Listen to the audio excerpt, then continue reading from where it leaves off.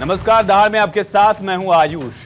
NCERT ने class 6 से 12 तक के लिए 2 नए मॉड्यूल जारी किए और ये मॉड्यूल्स देश के बंटवारे की विभीषिका पर आधारित हैं। इसमें मोहम्मद अली जिन्ना कांग्रेस पार्टी और लॉर्ड माउंटबेटन को बंटवारे का दोषी बता दिया गया। इसमें कहा गया कि जिन्ना ने बंटवारे की मांग की, कांग्रेस ने इसे स्वीकार कर लिया और फिर माउंटबेटन ने इसे लागू कर दिया। मॉड्यूल में देश के पहले प्रधानमंत्री जवाहरलाल नेहरू के एक भाषण का अंश भी शामिल किया गया, जिसमें वो कहते हैं कि बंटवारे के सिवा कोई विकल्प नहीं बचा। चैप्टर में कहा गया कि इस विभाजन से भारत की एकता को खंडित किया गया, शत्रुतापूर्ण सीमाएं बनाई गई, सांप्रदायिक अविश्वास बढ़ाया गया, सामूहिक हत्याएं हुई और विस्थापन को बढ़ावा दिया गया। एनसीईआरटी के इस मॉड्यूल पर कांग्रेस बिफर पड़ी है। उसने बहस की चुनौती देते हुए कह दिया कि एनसीईआरटी को बंटवारे के बारे में कुछ पता नहीं है। आरएसएस और हिंदू महासभा भी बंटवारे के पक्ष में थे, इसलिए वो भी उतने ही जिम्मेदार हैं। आज दहाड़ में तमाम मेहमानों के साथ इसी मुद्दे पर होगी चर्चा, लेकिन उससे पहले देख लेते हैं सियासी वार पलटवार। उस वक्त हिंदू महासभा और मुस्लिम लीग ने गठजोड़ किया, गठबंधन किया, सरकारें बनाई, एनडब्ल्यूएफपी में, बंगाल में, सिंध में, और सिंध असेंबली में पार्टीशन का प्रस्ताव पारित हुआ। गठबंधन की सरकार थी, हिंदू महासभा और मुस्लिम लीग की। लिखा है क्या उस मॉड्यूल में एनसीईआरटी ने? आग लगा दीजिए इस किताब को अगर ये सब नहीं लिखा है तो। सच को रोकने के लिए और सामने ना आए, सबसे पहले दर्द हुआ है तो राहुल जिन्ना पार्टी को हुआ है। और ये कहना गलत नहीं होगा कि जिन्ना और राहुल, इनकी सोच एक जैसी और एक दूसरे का पर्याय ये बन चुके हैं। नहीं, अगर इतिहास के पन्ने पलटेंगे तो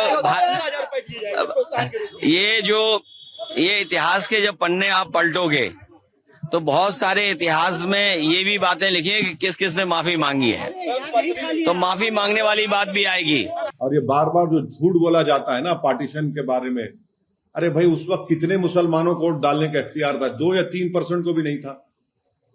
जो इनकम टैक्स दे सकता था, जिसके पास जमीन थी या कोई कंडीशंस थे, मोर देन 90% करीब मुसलमान वोट ही नहीं डाल सकते। ये तो पूरे एलिटिस्ट राजा रजवाड़े बोलिए या जमींदार बोलिए, उन लोगों को इख्तियार था। और पार्टीशन से आज हमारे को ब्लेम कर रहे हैं। हम कैसे जिम्मेदार हैं उसके? मुसलमान जो भाग गए वो भाग गए, जो वफादार थे वो ठहर गए। तो आज की दहाड़ शुरू करने से पहले उन सवालों का रुख करते हैं जिनके इर्द गिर्द ये चर्चा रहने वाली है। विभाजन की विभीषिका, आरोपों का नया बखेड़ा, कांग्रेस माउंटबेटन जिन्ना, विवाद का नया पन्ना, कांग्रेस की छिपी कहानी, एनसीईआरटी की जुबानी, सबसे बड़ा सवाल बंटवारे का खलनायक कौन और बंटवारे के नाम पर सियासत कान पर। इन्हीं तमाम सवालों का जवाब अपने खास मेहमानों से जानेंगे। धनंजय गिरी जी, प्रवक्ता भारतीय जनता पार्टी के, सुजाता पॉल जी, प्रवक्ता कांग्रेस पार्टी से, प्रमोद कुमार जी, शिक्षाविद, डॉक्टर रवि भट्ट, इतिहासकार, और नाजिम खान साहब, प्रवक्ता मुस्लिम महासभा के, सौरभ दुबे जी, राजनीतिक विश्लेषक, हमारे साथ स्टूडियो में इस वक्त मौजूद हैं। आप सभी का बहुत स्वागत है चर्चा में। और धनंजय जी, पहला सवाल आपसे ही कि आखिर एक ही बार ये तय क्यों नहीं कर लिया जाता कि कोर्स क्या होगा, करिकुलम क्या होगा, मॉड्यूल क्या होगा? वक्त वक्त में इसमें बदलाव या सुधार की गुंजाइश क्यों दिखती है? सवाल इस वजह से और ज्यादा है क्योंकि हाल ही में एनसीईआरटी ने जो मैप जारी किया था उसमें राजस्थान को मराठा एम्पायर में दिखाया गया और आप ही के विधायक सांसद एनसीईआरटी के इस मैप पर सवाल उठा रहे थे। अब फिर से एक बदलाव लाया गया, एक मॉड्यूल जारी किया गया, उस पर कांग्रेस सवाल पूछ रही है। धनंजय जी, देखिए, सबसे बड़ी बात यह है कि एनसीईआरटी का धन्यवाद देना चाहिए जो कि कौन से काले कारनामे हुए, किसने किए, कब कब हुए, अगर उसको क्लियरिफाई किया जा रहा है तो ये पीढ़ी को जानने का हक है। लॉर्ड माउंटबेटन 12 मार्च 1947 को भारत आते हैं और उनकी भारतीय नेताओं से 29 मार्च 1947 से 6 मई 1947 के बीच में 106 मीटिंग होती है। इसका स्रोत है the great divide by Hudson, HB ने लिखा है इसको। और उसमें भारत विभाजन का दुनिया की सबसे बड़ी त्रासदी थी। इसमें 12 से 15 लाख लोग मारे गए।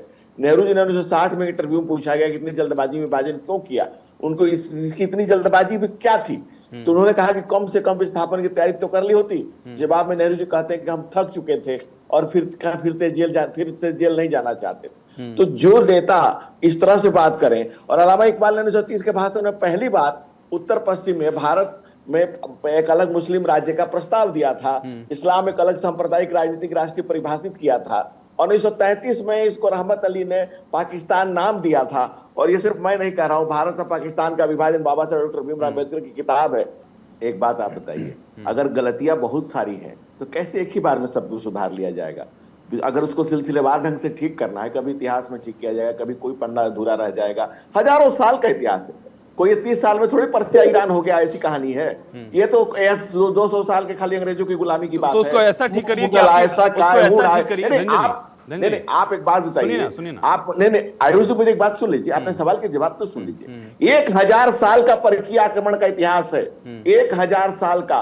पहली शताब्दी से 17वीं शताब्दी तक एंटर मेडिसिन और रॉकफेलर ने लिखा है कि 1 से 23% तक, कभी कभी 30% तक हमारा जीडीपी था। और वहां से जब हमारा डिक्लाइन शुरू होता है कि जब हम खाने के लिए मोहताज हो गए, आप कहेंगे एक साथ बैठ के सब कार्य ठीक कर लेते हैं। Is it possible? Talk something which मैं इज कह रहा हूं कि सर, आजादी possible. के बाद वाला इतिहास तो एक बार ठीक कर लीजिए। दूसरा मैं ये कह रहा हूं कि जब आप ही की पार्टी के सांसद विधायक लेटर लिख रहे हैं कि इस गलत मैप को सही करिए, तो कम से कम जो सुधार कर रहे हैं उस पर अपनी ही पार्टी में एकमत तो रहिए आप।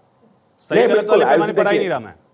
नहीं, मेरा हम लोग का गठबंधन का क्या नाम है? नेशनल डेमोक्रेटिक गठबंधन नहीं, बीजेपी की बात करूं धनंजय जी। भाजपा का भी लिखे तो स्वतंत्र चेतना का हम हमेशा सम्मान करते हैं। हमारी पार्टी कौन सा 5 पीढ़ियों से एक परिवार की पावपोष बनी हुई है। ठीक है। हमारी पार्टी में स्वतंत्र चेतना है। अगर कहीं गलत देखेंगे तो उसको कहेंगे गलत को गलत और सही को सही करने का वादा है हमारे यहाँ। हमारे यहाँ कौन बाबा को 90 बार 91 बार में लॉन्च कर रहा है किसी को कि मिसाइल फेल हो जाएगी इंडिया। सुजाता पॉल जी, लॉन्च करना है, बीजेपी ये कह रही है, मैं आता हूं जैसे थोड़ा सा वक्त कम है। सुजाता जी, बीजेपी ये कह रही है कि जब आपको आजादी का क्रेडिट चाहिए तो बंटवारे का क्रेडिट कौन लेगा? दूसरा सवाल मेरा इसमें, उस वक्त हम जानते हैं कि वाइस प्रेसिडेंट थे Nehru ji, viceroy executive council के, और उसके प्रेसिडेंट थे उस वक्त के माउंटबेटन, और उसके पहले के जो वायसराय थे। तो जाहिर बात है कि कांग्रेस और अंग्रेज जो उस समय थे वायसराय, उनमें एक बॉन्डिंग तो थी। तो जिम्मेदारी बीजेपी जो डाल रही है उसमें क्या गलत क्या सही है आपके लिए? मैं आपको एक तस्वीर दिखाना चाहती हूँ और भारतीय जनता पार्टी को लोगों को बताना होगा कि क्या वे सरदार पटेल में विश्वास करते थे या नहीं, क्योंकि आप सरदार पटेल को इस तस्वीर में देख सकते हैं।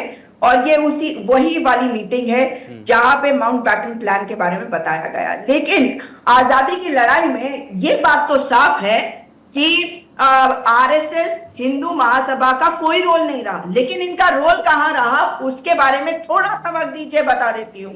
आरएसएस अपने आप को सावरकर के हिंदुत्व नामक पुस्तक के दर्शन का असली हकदार मानती है ना, उनके वंशज मानती है।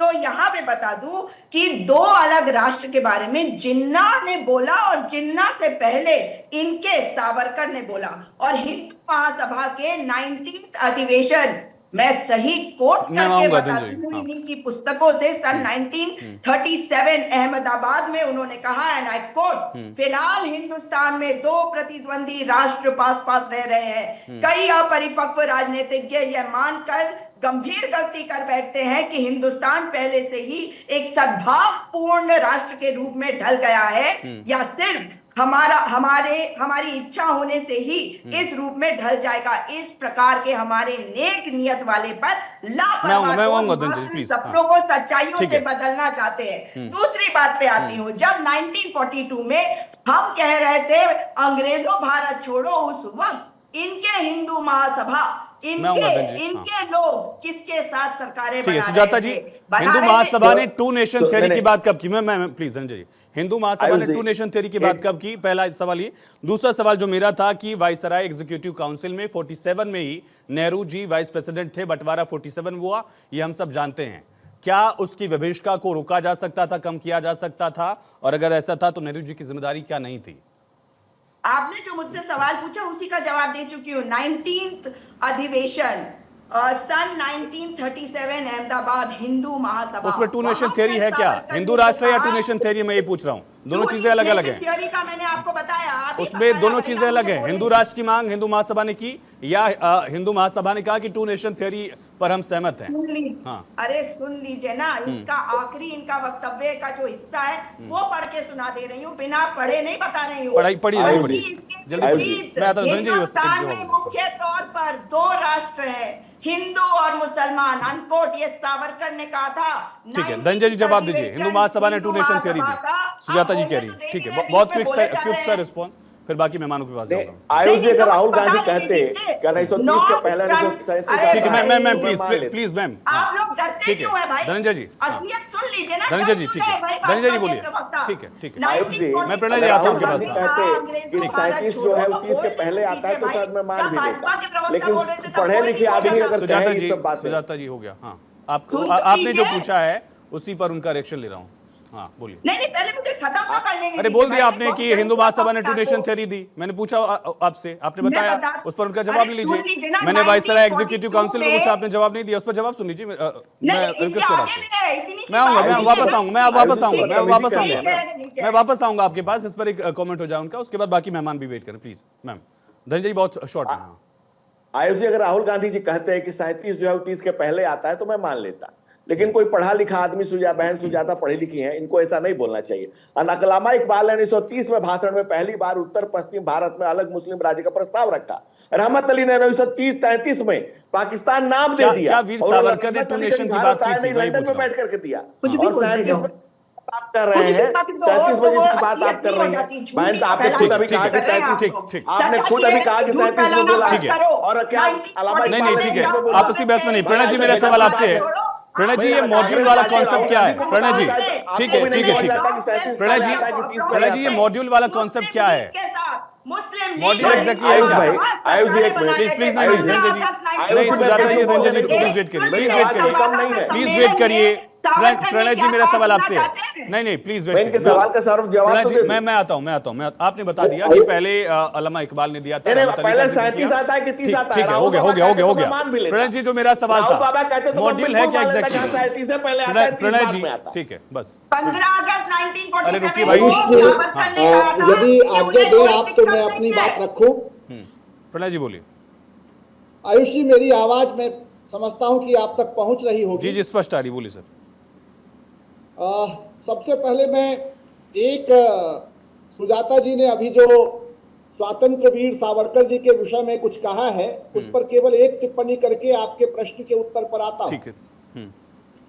भारत की यशस्वी प्रधानमंत्री इंदिरा गांधी ने वीर सावरकर की मृत्यु पर उन्हें भारत मां का सपूत कहा था, उन पर डाक टिकट जारी किया था, उन्हें अपने व्यक्तिगत खाते से सुजाता जी मैं आऊंगा, उनकी स्मृति में जो स्मारक समिति बनी है उसको 11,000 रुपए दान दिया था, और 1982 में टेलीविजन डिवीजन को निर्देश दिया था कि उन पर एक डॉक्यूमेंट्री बनाए।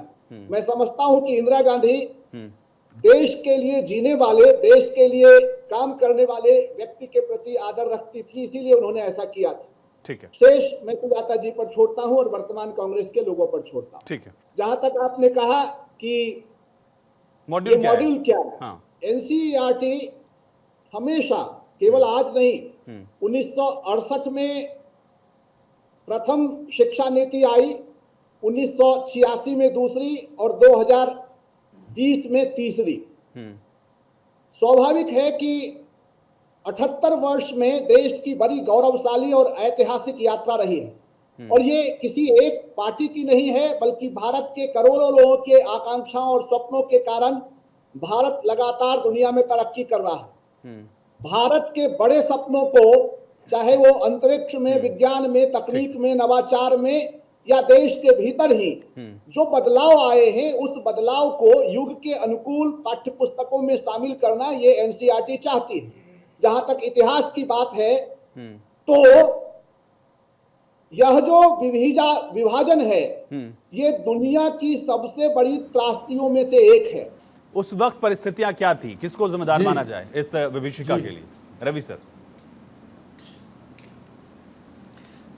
देखिए, मेरे विचार से अगर एक किसी शख्स को आपको करना है तो वो है माउंटबेटन। माउंटबेटन इसलिए है, बेसिकली इस बात को समझने की बहुत आवश्यकता है।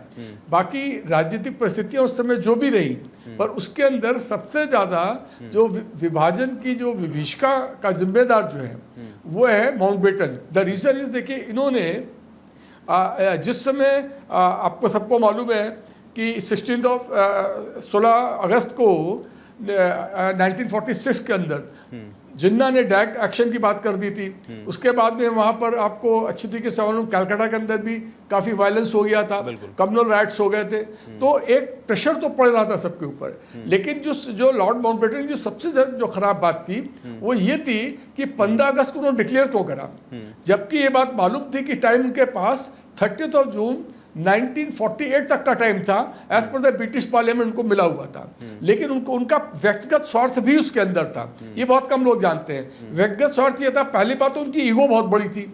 जब जर्नलिस्ट लोगों ने उनसे पूछा, उन्होंने खुद इस बात को एडमिट किया है, जब जर्नलिस्ट लोगों ने पूछा कि आपने क्या कोई डेट आपने डिसाइड करी है, तब तक डेट कोई डिसाइड नहीं करी थी।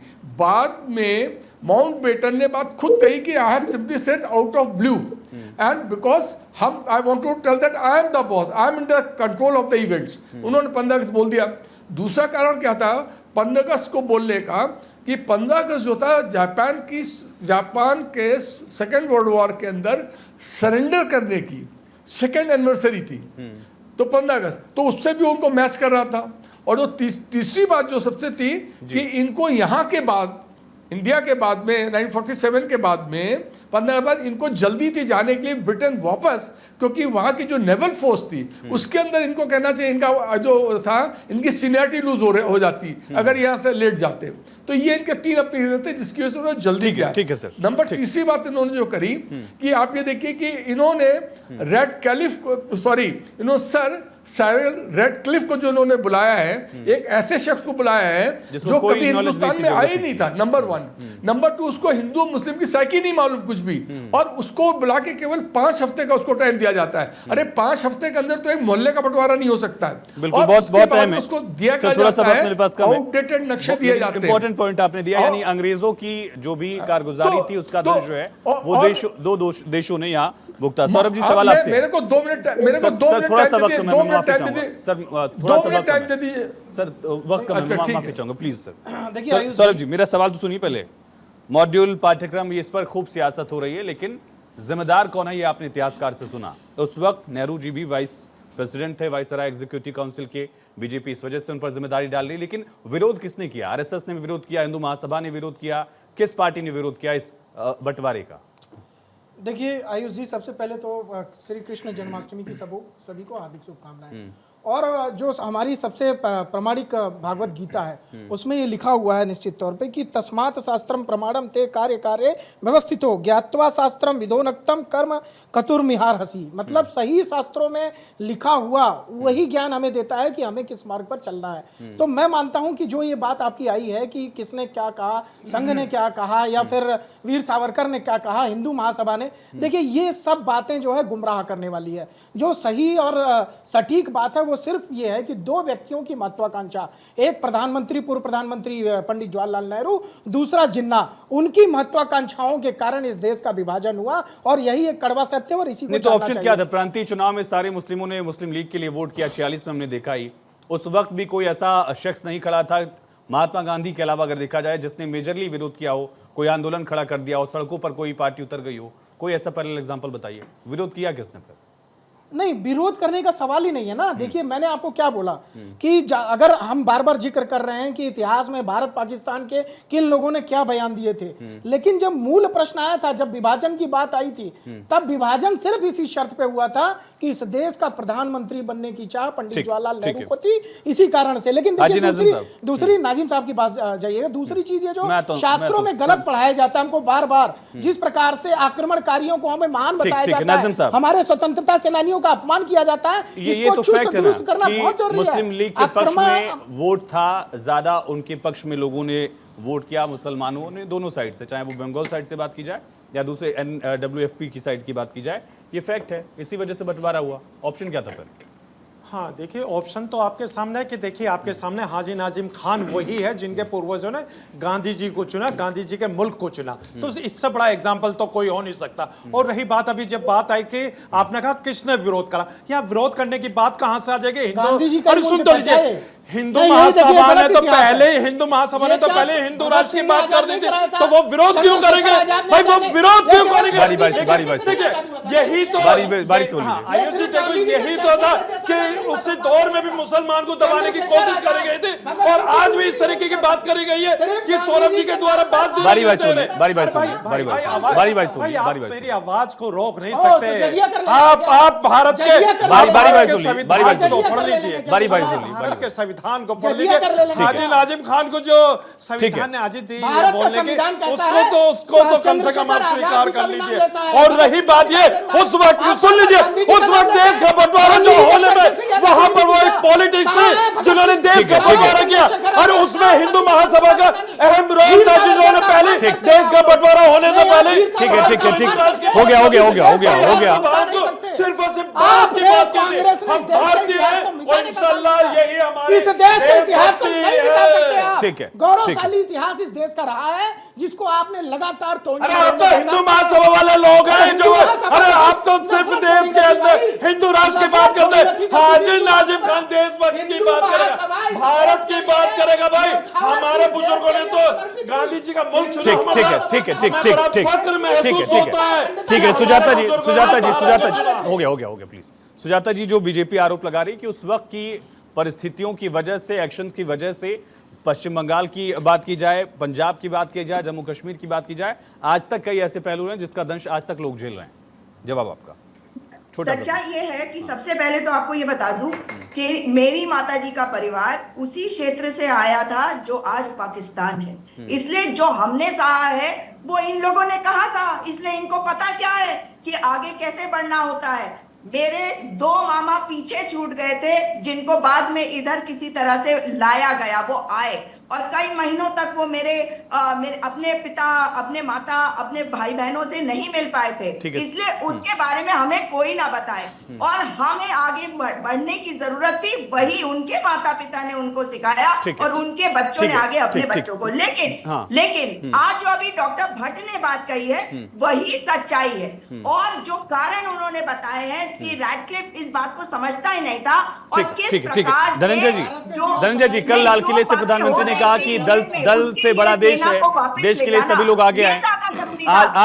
आज फिर वो बंटवारे वाली पॉलिटिक्स हो गई। नेहरू पर आक्रमण करते हैं। गिरी साहब, धनंजय जी जल्दी से, धनंजय जी वक्त कम है मेरे पास। धनंजय जी, ठीक है, धनंजय जी प्लीज एक बार। हाँ धनंजय जी बोलिए। आयुषी प्रधानमंत्री इस राष्ट्र के प्रणेता है, राष्ट्र के प्रधानमंत्री है और राजनीति ने राष्ट्र नीति की बात करते हैं। और राष्ट्र नीति यही है कि हम सबको दल हित से ऊपर उठकर देश हित में काम करना है। ये अलग बात है कि 15 अगस्त और 26 जनवरी को भी नेता विपक्ष नहीं दिखते हैं और नेता विपक्ष के अध्यक्ष नहीं दिखते हैं विरोधी पार्टी के। तो ये राष्ट्र पूछता है कि भाई क्या आपने इसको अपनी खानदानी पर बहुत ही जागीरदार समझ रखा है? आप राष्ट्र के मुद्दे पर एकीकृत कब हो गए, एक सूत्र में कब बनेंगे, कब एक साथ आएंगे, कब एक साथ खड़े होंगे और बीच में बोलने की बीमारी से कब बाहर आएंगे, अपने सब सुनने की क्यों कतराएंगे बीच में जब ये बीच मैं बैठ गया। ठीक है प्रणय जी, आपको जोड़ना चाह रहे थे, बहुत जोड़िएगा, शॉर्ट बहुत शॉर्ट 20 सेकंड प्रणय जी। एक वाक्य में आयुष जी मैं आपको ये बताना चाहता हूँ कि आप यहाँ बैठे हुए पैनलिस्ट से केवल इतना पूछ लीजिए कि माउंटबेटन के साथ बातचीत में या उससे पहले जो कैबिनेट कमीशन आया था उसके साथ बातचीत में क्या हिंदू महासभा थी, क्या आरएसएस था? वहां कांग्रेस, मुस्लिम लीग और उसके बड़े नेता थे और उन्होंने समझौता किया। उसमें हिंदू महासभा का जिक्र क्यों आ रहा है?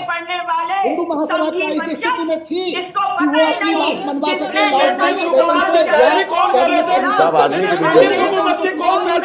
चलिए बहुत शुक्रिया आप सभी का, बहुत शुक्रिया आप सभी का इस चर्चा में जुड़ने के लिए, अपनी अपनी बात रखने के लिए। एनसीईआरटी के नए मॉड्यूल पर पॉलिटिक्स खूब हो रही है, आरोप प्रत्यारोप की राजनीति हो रही है, लेकिन विभाजन का दंश करोड़ों लोगों ने झेला और उसका दंश आज भी कई पहलुओं पर दिख रहा है, लोगों के दर्द में झलकता रहा है।